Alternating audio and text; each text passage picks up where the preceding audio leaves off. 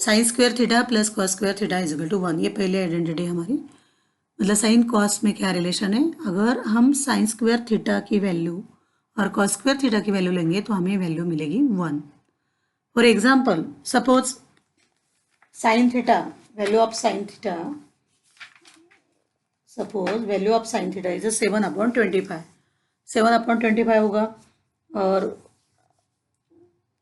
7/25 उसके आधार पर अगर हम पाइथागोरस थ्योरम का यूज करेंगे, जैसे कि फॉर एग्जाम्पल अगर आगे एग्जाम्पल हम लेने वाले हैं वैसे, तो sign square theta plus cos sine square theta की वैल्यू अगर हमें निकालना है तो क्या निकालेंगे, 49/25। और पाइथागोरस प्रमेय यूज करके कॉस थीटा की वैल्यू हमें मिलेंगी जब साइन की वैल्यू होती है 7/25, यानी कि हाइपोटेनियस 25 और अपोजिट साइड 7, यानी कि सम्मुख भुजा 7 और कर्ण 25। तब पाइथागोरस प्रमेय अगर आप अप्लाई करेंगे तो देन यू गेट जो संलग्न भुजा है थीटा के संदर्भ में, यानी कि एडजेसेंट साइड, वो मिलेगी हमें 24। Okay, then put the value sine and cos.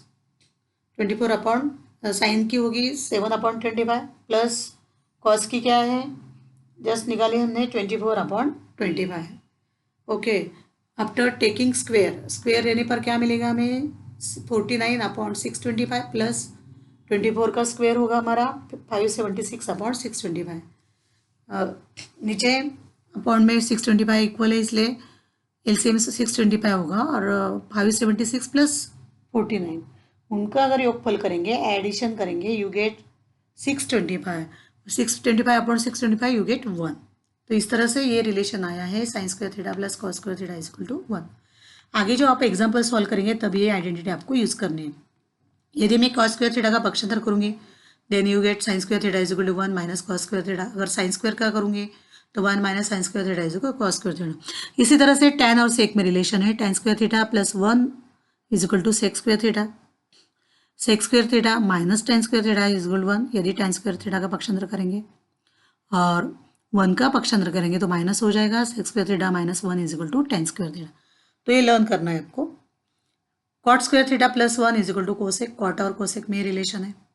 यदि हम 1 का पक्षांतर करेंगे cosec square theta minus 1 is equal to cot square theta, और अगर कॉट का करेंगे तो cosec square theta minus cot square theta is equal to 1 मिलेगा हमें। तो ये सभी आइडेंटिटी आपको लर्न करनी है।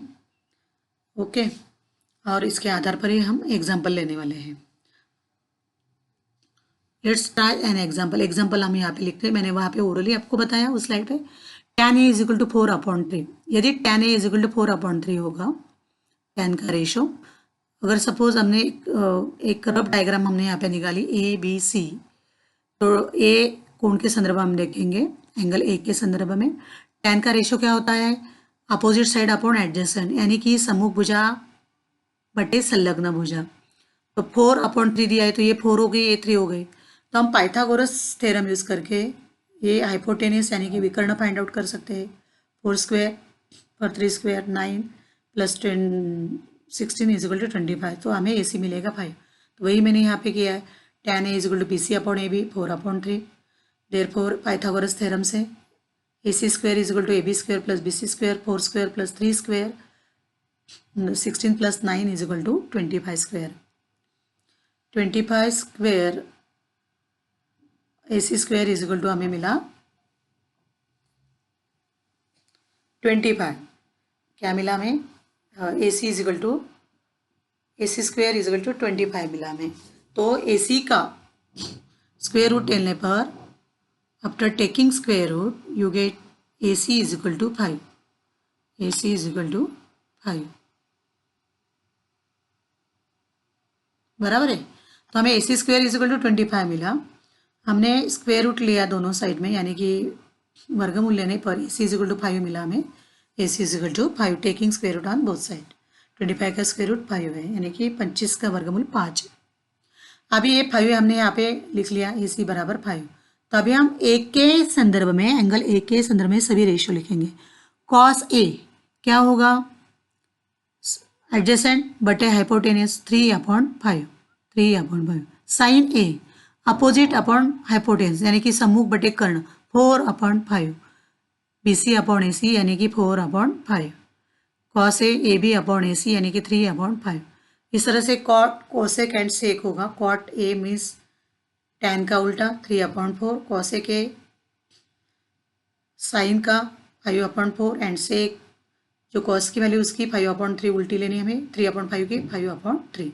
इस तरह से आगे के प्रैक्टिस सेट के कुछ एग्जाम्पल हम सॉल्व करेंगे अगले वीडियो में।